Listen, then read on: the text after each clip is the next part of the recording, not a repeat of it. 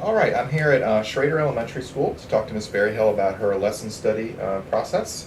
As we know, lesson study is a highly evolved form of a professional learning community, and your school has not only jumped into this endeavor, but is actually doing a very, very good representation of what this can be for a school. So before we actually go into watching the teachers and how they plan and how they make this work, I'm going to ask you just a few questions. So as you were going through this for your school, what support, training, resources did you have to provide as kind of a step zero piece to get ready for this transformation of a highly evolved PLC? Well, we started last year.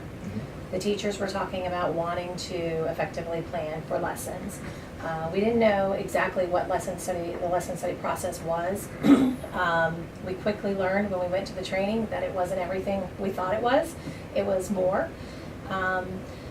So I first started by identifying grade level facilitators.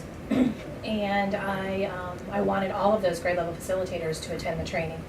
I did have to get some special permission for that because the model was not set up that way. Right. The model was set up that you'd have one person at your school as the facilitator. I also set it up that myself and the assistant principal would be the ones to facilitate lesson study. And when we went to the training, it was advised that we weren't the one to facilitate the training. So that kind of threw me for a little loop because I have facilitated lots of things in the past and thought that that would be a good idea that we did do that.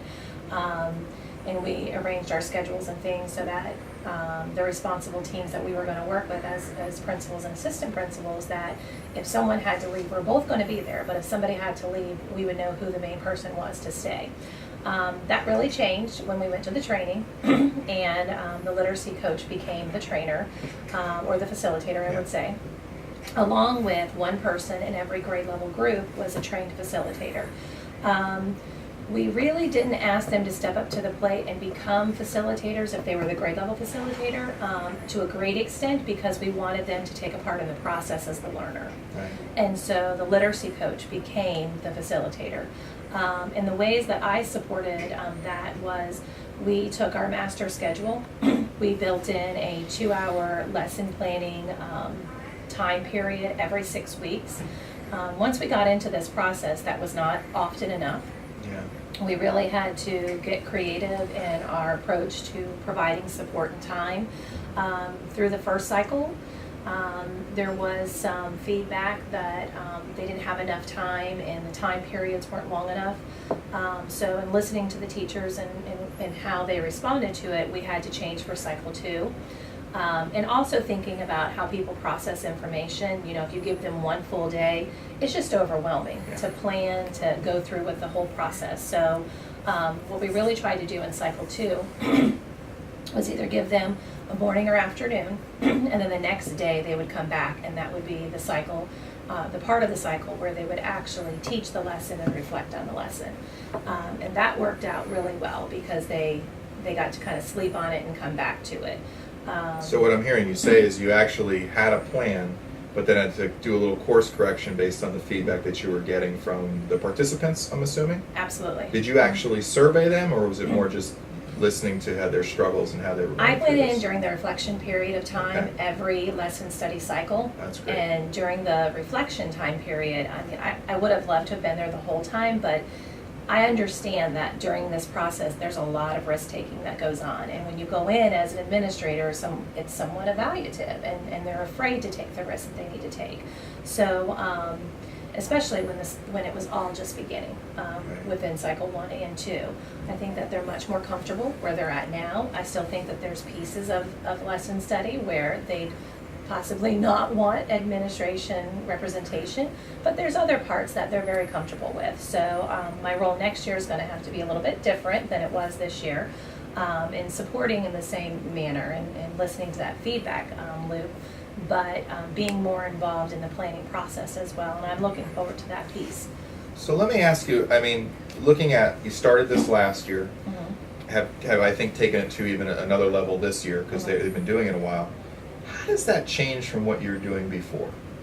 I mean, how were you organizing them before, and this is like was this radically different, or has this transformed the way they work?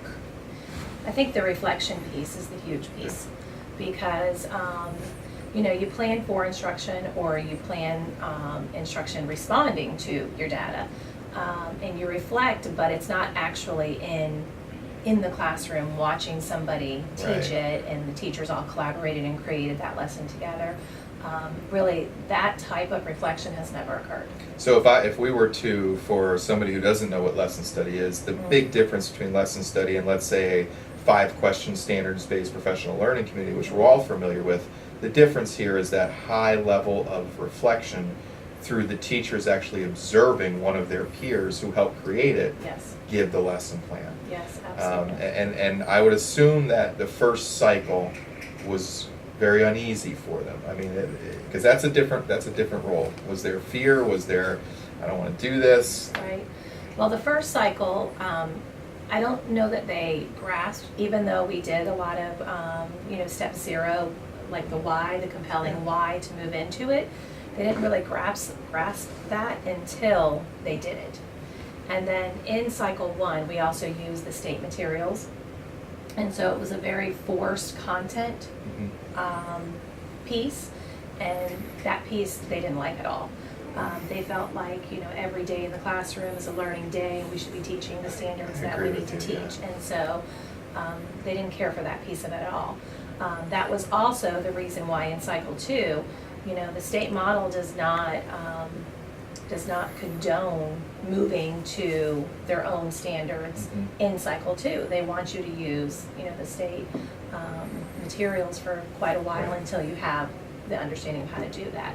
And I was pretty adamant about us moving in that direction, about using our standards. And it was a part of our work that we've been working on all year with Common Core state standards, and it was a great opportunity to embed it.